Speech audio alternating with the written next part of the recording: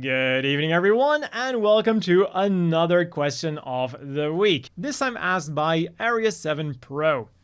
Which Gundam series defined each decade from the 1980s to the 2020s? And well, some decades are definitely gonna be easier than others to decide. So I think we'll definitely have some very different opinions here.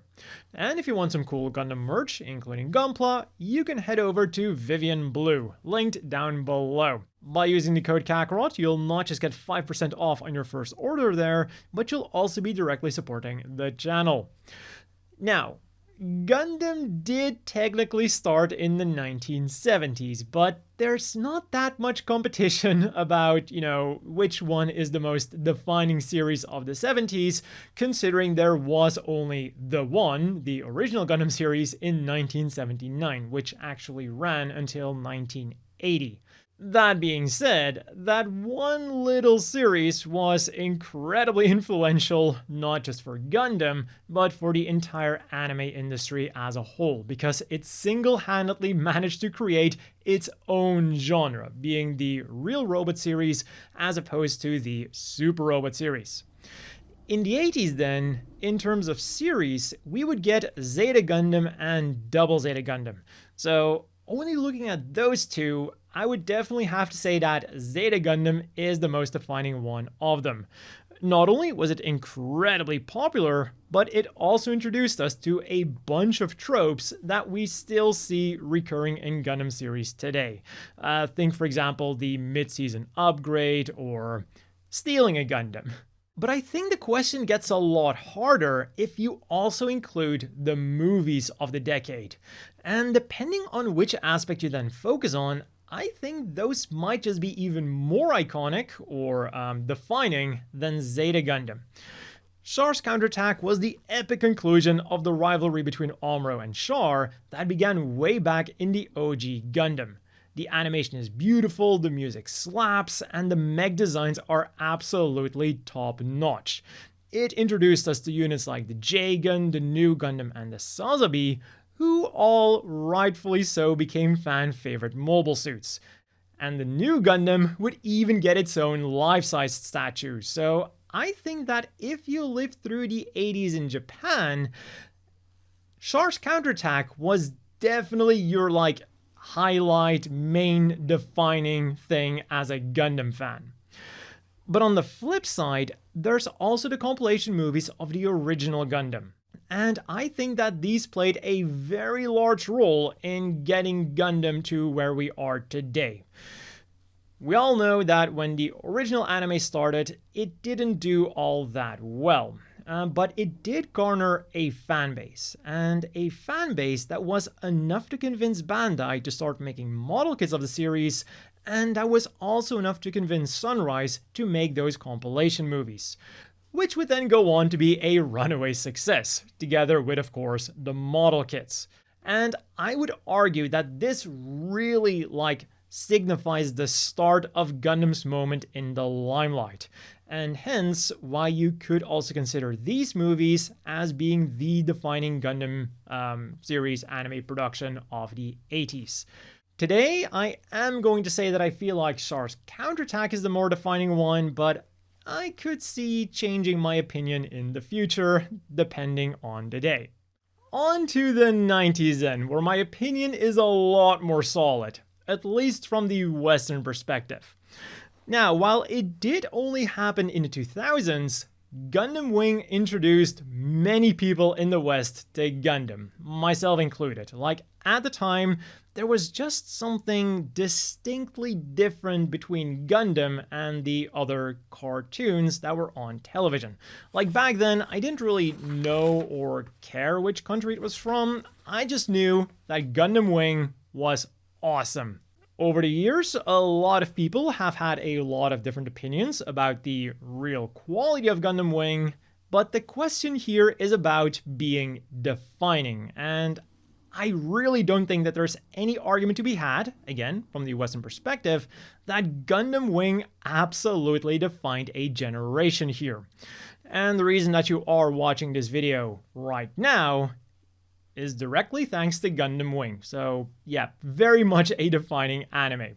But the answer does change when you look at it from the Japanese perspective. And in that case, I would say G Gundam is probably the more defining series of the decade. Before G Gundam, every big animated project of Gundam, whether it was an anime, a movie, or an OVA, was set in the Universal Century. But with G Gundam, Sunrise took a very big risk and gave us the first alternate universe. Not only was it not set in the Universal Century, but the presentation was also completely different.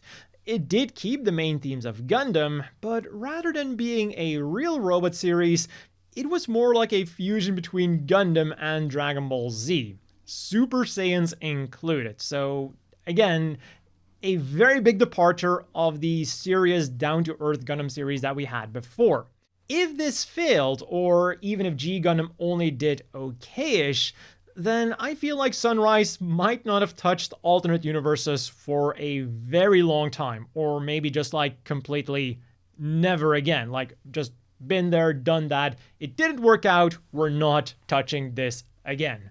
But because G Gundam did work out, alternate universes really became a genre of their own, and we are still getting alternate universes to this day. So that's why I would say for Japanese audiences, G Gundam is definitely their defining Gundam anime of the 90s because it spawned the alternate universes, which again are still going strong today. Moving on to the 2000s then, we get an absolute no-brainer. Love it, hate it, or both. Gundam Seed was made with pretty much one mission in mind. Make Gundam popular again. And while there is a lot to be said about the quality of the anime, and also the quality of the model kits, what you can't argue with is how popular it became. Gundam was thrust back onto the stage, and Gundam Seed was able to create a whole new generation of Gundam fans. And we can still see these effects today. Even 20 years later, it is still the most popular alternate universe around, and Gundam Seed Freedom was a runaway success, despite the movie not being all that great. In the 2010s then, we get another difficult choice. Iron-Blooded Orphans went extremely hard with pretty much everything that it could. The intro song, the story, the mech designs, the characters, the ending, you name it. And this then translated into a very successful anime both inside and outside of Japan. Plus, in Japan, it even managed to spawn a meme that went far beyond the anime sphere. So with the Barbs being a very popular lead Gundam too, all of the elements are definitely there to call Iron-Blooded Orphans the defining Gundam anime of the 2010s. But I do think there is one anime that is just that little bit more iconic than Iron-Blooded Orphans: Gundam Build Fighters. Set in our real world, Gundam Build Fighters was all about building Gunpla and then using those Gunpla in battle.